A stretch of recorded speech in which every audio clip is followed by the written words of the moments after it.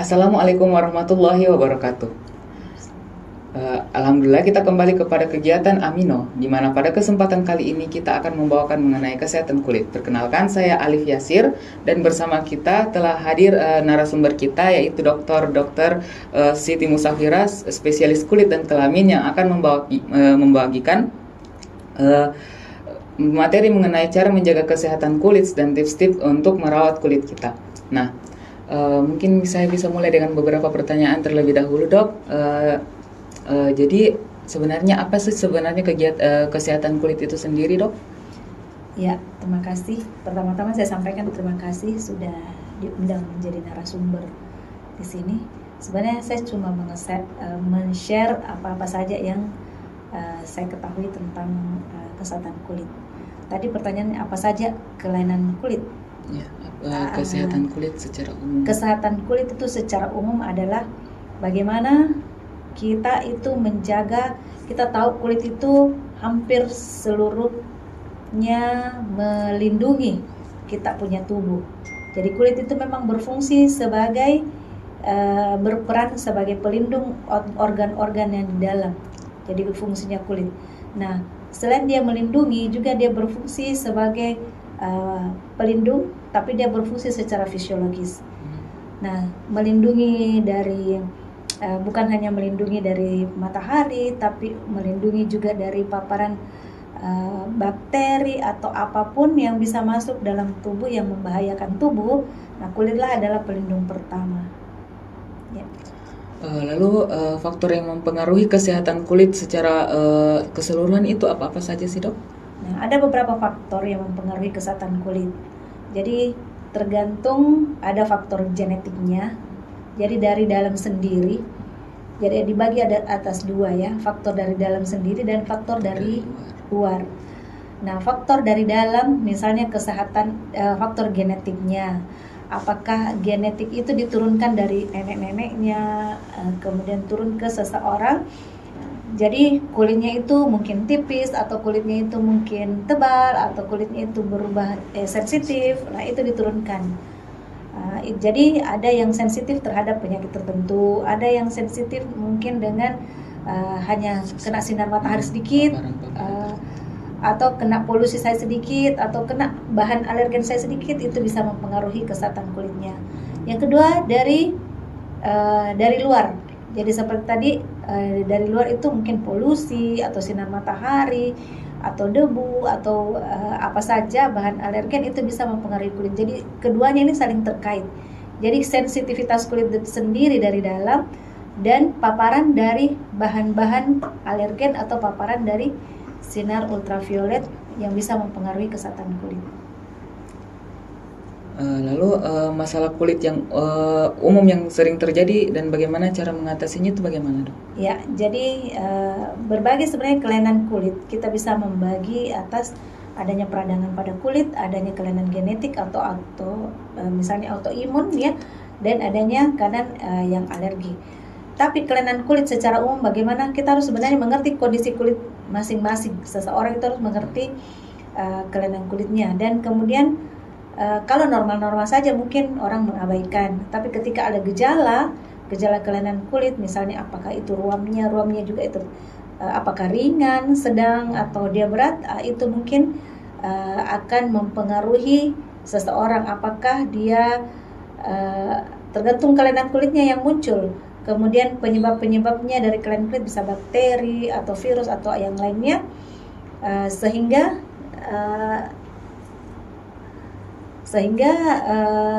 kelainan kulit itu dapat dibagi atas peradangan pada kulit, kelainan dari genetik bisa autoimun, dan kelainan terhadap alergi ataupun infeksi dari bakteri atau virus atau jamur dan lain-lain. Lalu bagaimana cara kita untuk menjaga kulit kita ini agar tetap sehat dan bercahaya sih, Dok? Apakah ada tipsnya? Ada beberapa tips untuk menjaga kesehatan kulit. Yang pertama itu bagaimana hygiene. Itu yang paling utama, hygiene perorangan. Karena hygiene perorangan itu akan kelihatan dari luar sendiri ya. Kalau orang pandai menjaga kesehatan kulitnya, pasti kita akan bisa menilai orang yang misalnya kelihatan bersih, pasti kita bisa oh ini orangnya bersih, hygiene-nya juga bagus, tentu dia bisa memelihara kesehatan kulitnya. Tapi hati-hati juga karena banyak sekarang produk-produk yang dijual di luar itu kadang-kadang mempengaruhi bukan cuma hygiene tapi dia terlalu over sehingga kulit menjadi misal iritasi atau apa dengan penggunaan. Hygiene yang pertama adalah hygiene. Yang kedua, bagaimana selain hygiene, tentu ada beberapa zat yang dibutuhkan oleh tubuh, misalnya zat-zat gizi tertentu yang memang dibutuhkan untuk kesehatan kulit. Jadi kulit itu sebenarnya normal itu dia berganti 17 sampai 21 hari. Dan selama pergantian itu dia butuh vitamin, butuh mineral, butuh nutrisi, butuh air terutama untuk kelangsungan hidup. Jadi dia bukan jadi kulit itu sesuatu yang hidup, jadi selalu dia berkembang. Nah, setiap perkembangan itu mulai dari bayi sampai tua misalnya terus berkembang. Kalau tidak dijaga kebersihannya, kalau tidak dia akan mudah masuk bahan-bahan alergen atau bahan-bahan yang bisa menginfeksi kulit. Ya. Itu yang kedua. Kemudian ya tergantung fungsinya ya. Jadi fungsi kulit sebagai proteksi, pelindung itu juga dipenuhi oleh nutrisinya, kulit, air, daripada kandungan air. Jadi ada penyakit tertentu misalnya pada penderita dermatitis atopik misalnya. Itu dermatitis atopik ada bagian dari kulit yang hilang, bagian dari lapisan paling atas dari kulit. Karena kulit itu ada terdiri dari 3 lapisan ya, epidermis, dermis, dan subkutis. Di bagian epidermis ada 5 lapis. Di dalam epidermis itu ada bagian yang bisa menyimpan cairan. Jadi ketika jadi semua orang yang secara normal itu dia bisa menyimpan air, sehingga kulit itu kelihatan kenyal, kelihatan lembab karena adanya faktor yang adanya cairan yang tersimpan di dalam lapisan kulit. Pada orang-orang tertentu, misalnya pada penyakit-penyakit tertentu, misalnya penderita dermatitis atopik, itu ada bagian itu hilang. Jadi disebut dengan epidermal water loss. Jadi kehilangan penyimpanan air di bagian epidermis, sehingga kulitnya itu menjadi lebih mudah kering. Akibatnya apa? Kalau kering akan mudah gatal. Mudah gatal, mudah juga digaruk, mudah masuk infeksi kah atau apa saja. Karena kulit kita ini juga sebenarnya ada bakteri yang normal ada. Jadi patogen, ada bakteri yang komensal istilahnya. Jadi memang ada di dalam kulit kita. Dia bersifat menelan semua yang masuk sehingga dia tidak masuk ke dalam. Jadi ada bakteri namanya Staphylococcus epidermidis. Nah, itulah kenapa kita disarankan untuk mandi 2 kali sehari supaya Staphylococcus itu tetap tidak bertambah jumlahnya. Jadi dia hanya sedikit dalam tubuh, ya. Nah, Staphylococcus itu kalau dia terlalu orangnya misalnya tidak mandi, maka dia akan bertumbuh menjadi banyak. Dipanggillah Staphylococcus yang lain.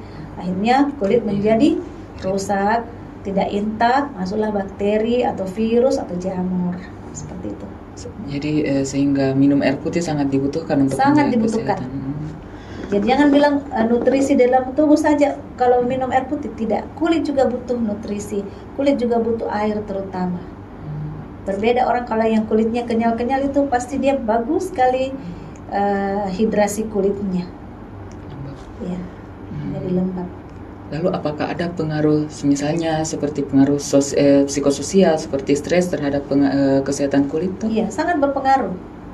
Sangat berpengaruh psikososial. Orang yang kurang tidur, stres, itu berbeda kulitnya, penampakan kulitnya dibandingkan dengan orang yang sehat, orang yang bagus tidurnya, orang yang rokok juga. Coba perhatikan orang yang merokok. Kalau merokok lama, itu pasti kulitnya menjadi lebih mudah keriput, lebih cenderung kelihatan wajahnya itu tidak segar karena oksigenasi di kulit itu berkurang. Iya, terhalang oleh zat-zat dari rokok sendiri. Ya, misalnya juga orang yang kurang asupan cairan, itu berbeda dengan orang yang minum banyak air ya, nutrisinya yang bagus. Itulah yang dibutuhkan sebenarnya kulit setiap waktu, mulai dari waktu anak-anak sampai remaja sampai pada usia tua. Nah, pada orang-orang usia itu kemampuan penyimpanan air itu juga mulai berkurang. Jadi otomatis kulit itu menjadi lebih kering, dan kalau dia kering kita akan bantu misalnya dengan pelembab. Jadi pelembab itu sebenarnya menghidrasi kulit sehingga menggantikan peranan dari kulit yang tadi untuk yang kehilangan cairan. Cairan di dalam. Iya. Lalu kapan sih kira-kiranya kita untuk berkonsultasi kepada dokter kulit? Kapan waktunya kita harus berkonsultasi ke dokter? Iya. Kita berkonsultasi dengan dokter kulit ketika ada kelainan kulit. Kalau kelainan kulitnya, jangan anggap sepele kelainan kulit sekecil apapun. Orang menganggap misalnya tai lalat yang sudah memberikan pengaruh, misalnya apakah ada gatal atau apa, itu sebaiknya konsultasikan secara dini. Kenapa harus dini? Agar perawatan dan pengobatan selanjutnya lebih cepat. Syukur-syukur kalau tidak ada kelainan. Yang penting kita sudah konsultasikan kalau ada kelainan sekecil apapun. Atau ada luka kecil, misalnya luka kecil meskipun dia tidak gatal, tidak apa, tapi kalau tiba-tiba ada luka kecil di kulit, maka itu sebaiknya dikonsultasikan. Atau bukan hanya luka, misalnya ada kelainan, apakah dia bercak merah kah, atau putih, atau kehitaman yang tidak berasa, kan ada, jangan diabaikan. Jadi kadang-kadang ada yang ini tidak berasa, kan tidak masalah, belum tentu. Atau mati rasa, itu sebaiknya dikonsultasikan ke dokter, atau dokter umum atau dokter kulit bisa. Lalu apakah ada mitos-mitos yang sering beredar mengenai kesehatan kulit di dunia luar? Mitos untuk apa ya? Sepertinya saya tidak ingat kalau mitos-mitos tentang kulit. Mengenai perawatan kulit seperti mengenai perawatan kulit, pemberian buah tertentu, kulit buah begitu, memberi cara. Ya. Kalau misalnya dulu orang kampung dulu ya, dia pakai bedak untuk kalau bedak dingin dulu, kalau istilah zaman dulu itu ada bedak dingin, biasa digunakan para petani kalau mau panen atau mau menanam padi. Ternyata itu bukan mitos, itu bedak dingin diharapkan untuk mendinginkan ketika dia paparan sinar matahari. Jadi dia bersifat sebagai sunblock. Nah, kalau dia bersifat sebagai sunblock, minimal dia mendinginkan. Itu salah satu pelindung ketika bapak-bapak dan ibu-ibu petani kita turun ke sawah, supaya dia tidak terpapar langsung dengan sinar matahari. Ya, dia bersifat sebagai sunblock dan bersifat sebagai pendingin. Nah, itu yang banyak di kampung-kampung, itu banyak. Nah, di zaman sekarang kalau orang-orang yang rajin merawat kulit, hal yang paling utama adalah penggunaan sunblock. Sunblock itu harus kalau tidak, seandainya bisa dibilang itu harga mati kita harus menggunakan. Karena paparan sinar matahari yang terlalu hebat di negara kita yang tropis ini, itu perusak nomor 1. Yang paling beratnya itu bisa menjadikan kanker kulit. Nah, setelah kita membahas mengenai kesehatan kulit secara umum, kita ingin mengerucutkannya kepada penyakit skabies nih, Dok. Nah, yang pertama itu apa sih itu penyakit skabies ini, atau lebih dikenal sebagai penyakit kudis ini? Bagaimana cara skabies ini muncul atau menginfeksi di kulit kita, Dok? Ya. Jadi skabies itu seperti tadi saya katakan, kalau orang tidak menjaga hygiene, ya, jadi bisa saja terinfeksi oleh bakteri, virus, atau apa saja yang bisa masuk. Nah, skabies itu adalah salah satu parasit yang tumbuh yang bisa masuk dalam tubuh berupa dalam bentuk kutu, ya, jadi kutu, namanya Sarcoptes scabiei. Dan skabies itu karakteristiknya, penyakit skabies itu ada namanya cardinal sin-nya, yaitu ada 3. Jadi menyerang sekelompok orang, ya, menyerang sekelompok orang. Jadi kalau hanya satu-satu itu jarang. Biasanya skabies itu lebih dari 5 orang yang kena, satu keluarga 5 orang, atau pesantren. Kalau anak pesantren itu sudah tahu itu penyakit pesantren, atau barak-barak tentara, atau misalnya panti-panti asuhan. Nah, itu rentan sekali. Kenapa? Karena memang dia suka di daerah tempat dan dia berpindah dari satu orang ke yang lain. Itu satu. Kedua, keluhannya itu gatal, sangat gatal, terutama menjelang malam dan malam hari, sehingga orangnya menjadi tidak tidur dan terganggu tidurnya. Yang ketiga itu karena alasannya adalah jika kita periksa ditemukan ada kutunya, tapi kutunya mungkin kecil sekali jadi agak sulit kelihatan. Jadi kita harus menggunakan lup atau kita gunakan apa? Kita bisa lakukan misalnya kerokan, baru kita lihat di bawah mikroskop itu bisa kelihatan kutunya atau telurnya. Tapi ada di bagian kulit tertentu bekas gigitannya kita bisa lihat, oh ini bekas gigitan masuknya, ini bekas gigitan keluarnya. Itu bisa kita lihat secara kasat mata. Ya, ada kelainan yang muncul di kulit berupa kalau bahasa kedokterannya itu berupa papul, vesikel dan erosi yang karena digaruk, saking digaruknya maka dia pindah. Begitu digaruk sini pindah lagi gitu. Itu akan terus berkembang dan penularannya itu dari satu orang ke orang bisa kontak langsung, jabat tangan, duduk berdekatan. Misalnya ibu-ibu dia pangku anaknya, itu bisa pindah dari anaknya ke ibu atau dari ibu ke anaknya.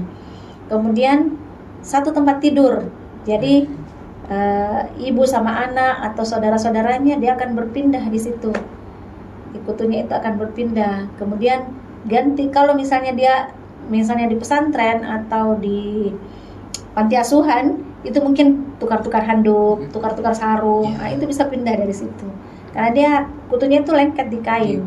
Itu dipakai lagi oleh orang lain maka dia akan tertular lagi. Jadi kita bisa rangkum skabies itu disebabkan oleh suatu kutu, lalu dia gejalanya ada terjadi pada banyak orang sekaligus, lalu dia ada bekas gigitan dan juga rasa gatal yang muncul pada malam hari dan terutama pada malam hari. Nah, terus bagaimana sih dok kita membedakan gatal yang diakibatkan oleh skabies ini atau gatal oleh penyakit lainnya, dok?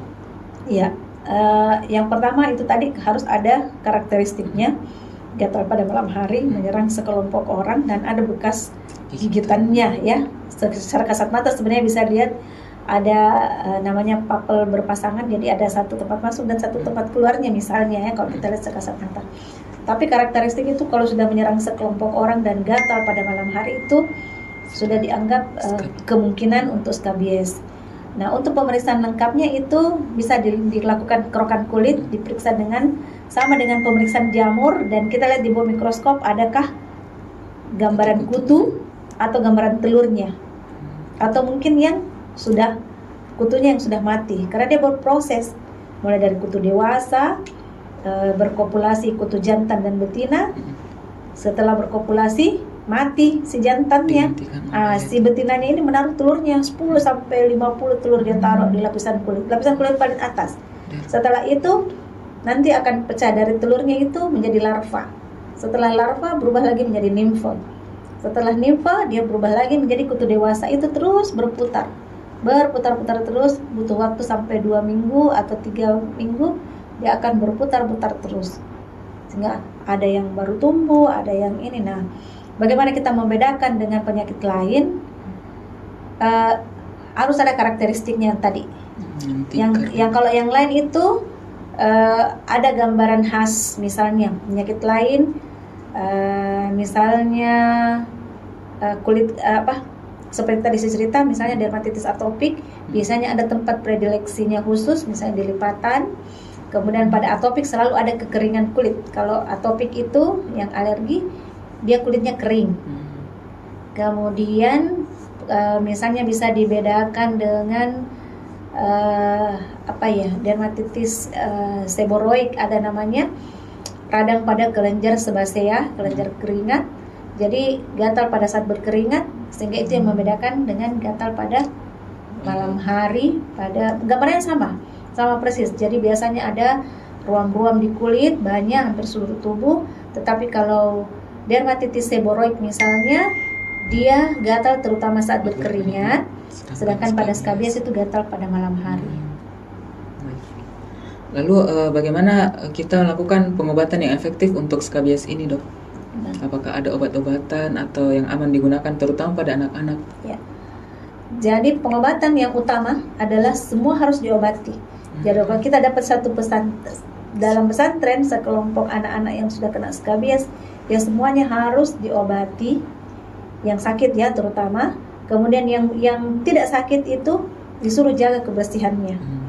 Jadi pada yang sakit sebelum diberikan obat, nanti akan diberikan obat ya. Sambil diberikan obat, misalnya ada obat yang namanya permethrin. Kalau permethrin itu merupakan drug of choice, jadi pilihan utama pada skabies. Kenapa dia merupakan pilihan utama? Karena ada beberapa kelebihannya. Kelebihannya itu efektif untuk semua stadium, mulai dari tadi telurnya, larvanya, nimfanya, kutu dewasanya. Dia efektif semuanya. Sedangkan obat lain belum tentu ada. Kelebihan lagi, dia bisa pada anak di atas 2 bulan. Jadi kalau masih umur 2 bulan itu sebenarnya jarang. Bisa dia ini sendiri. Tapi kalau anak di atas 2 bulan bisa kena permethrin, itu masih bisa dipakai. Itu nama generiknya permethrin. Nah, kalau kita obati semua begitu, hal apa yang harus dilakukan? Jadi sambil diobati, sambil hygiene diperbaiki.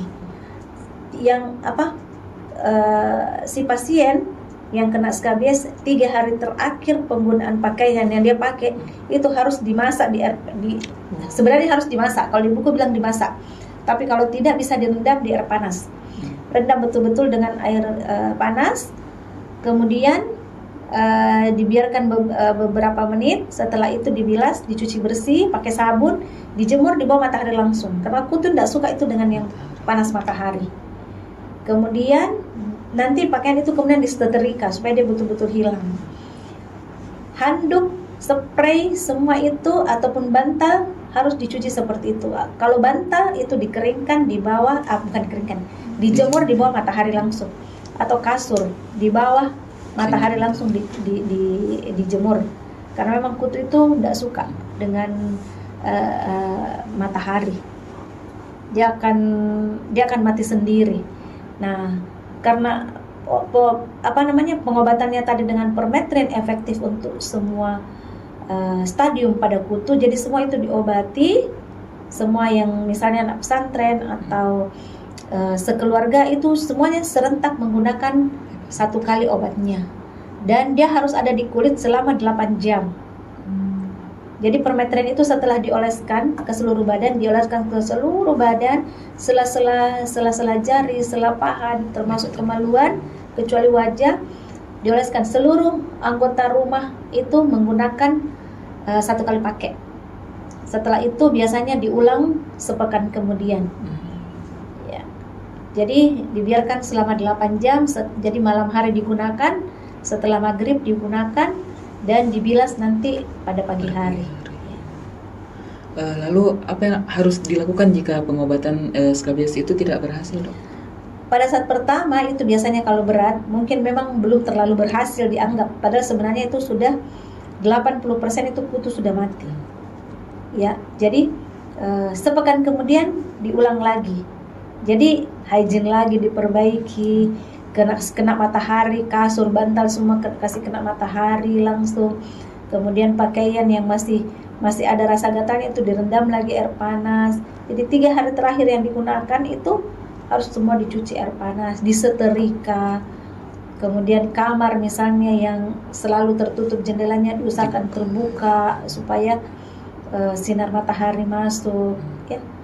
Atau pokoknya hygiene dalam rumah, hygiene di daerah pesantren itu harus betul-betul diperbaiki. Biasanya itu 2-3 pekan itu baru efektif untuk pengobatan skabies itu. Baik, Dok. Lalu sekiranya apa dampak jika skabies ini tidak segera kita obati? Lebih banyak yang masyarakat yang kena, lebih banyak orang yang terkena, penularannya semakin banyak, dan itu sangat mengganggu. Karena mungkin kalau awal hanya gatal-gatal, tapi lama-lama kemudian gatal-gatalnya itu menjadi infeksi sekunder. Karena dia gatal, kuman mudah masuk, bakteri mudah masuk, akhirnya menjadi seperti luka. Kadang-kadang sampai di kepala menjadi luka, di lipatan-lipatan menjadi luka. Karena jadi luka, maka obatnya juga tidak harus langsung ini harus diobati dulu infeksi sekundernya karena pengobatannya terlambat. Jadi kalau pengobatannya terlambat itu menjadi infeksi berat. Kadang-kadang pasien kita masukkan rumah sakit karena infeksinya sampai tidak bisa pegang apa-apa karena dia suka di sela-sela jari. Berarti dampak dari skabies ini sangat mengganggu atau mempengaruhi Sangat kualitas mengganggu. hidup. Mengganggu kualitas hidup. Lalu bagaimana kita mengatasi gatal ini dari skabiesnya, Dok? Gatal itu kan disebabkan oleh gigitan. Gigitan dari kutunya itu ketika dia menaruh telurnya pada malam hari. Jadi menaruh telurnya, seperti tadi berkopulasi, dia menaruh telurnya, kemudian dari telur tadi itu pecah menjadi larva, itu semua prosesnya membuat kulit menjadi gatal. Nah, seperti tadi saya katakan, obat yang paling bagus adalah yang disebut dengan permetrin. Tetapi kalau belum sampai di stadium masih bisa diobati dengan hygiene, itu masih bisa sembuh. Jadi skabies itu hanya di permukaan kulit. Jadi kalau orangnya rajin mandi, pasti dia akan keluar sendiri. Supaya dia bilang, saya gatal-gatal, mandi dengan menggunakan sabun tentu. Jadi kalau dia mandi juga hanya siram, dia tidak bakalan hilang. Harus dengan menggunakan sabun. Kutu itu skabies, kutu atau salah satunya adalah skabies, ada juga kutu badan ya. Dia paling tidak suka dengan desinfektan, dia tidak suka dengan matahari. Jadi hygiene mandi dengan menggunakan sabun 2 kali sehari itu sudah mengurangi gangguan seperti tadi. Kemudian perbaiki gaya hidup, misalnya ya anak pesantren, misalnya bangun pagi-pagi supaya kena matahari, tidak suka sama matahari ya. Lalu apakah ada mitos-mitos yang tidak benar di masyarakat mengenai penyakit skabies ini, Dok? Ya, kadang-kadang sih masyarakat bilang tidak usah diobati, ini juga akan sembuh sendiri, tapi itu kan tidak tepat juga karena kadang-kadang ada yang menggunakan pakai untuk obat mengurangi gatalnya pakai kunyit, pakai apa, justru malah menambah nanti alerginya atau menambah kontak alergi dengan bahan tersebut atau malah jadi infeksi sekunder. Jadi itu yang kurang tepat. Jadi kalau ada gejala apapun, gatal atau ada gejala ruam-ruam di kulit, sebaiknya langsung berkonsultasi kepada dokter. Lalu apa sih tantangan utama dalam mengatasi skabies ini terutama di Indonesia, terutama di bagian padat populasi penduduk? Tantangannya itu jadi biasanya ya kebiasaan misalnya pesantren, ya pesantren itu paling sering.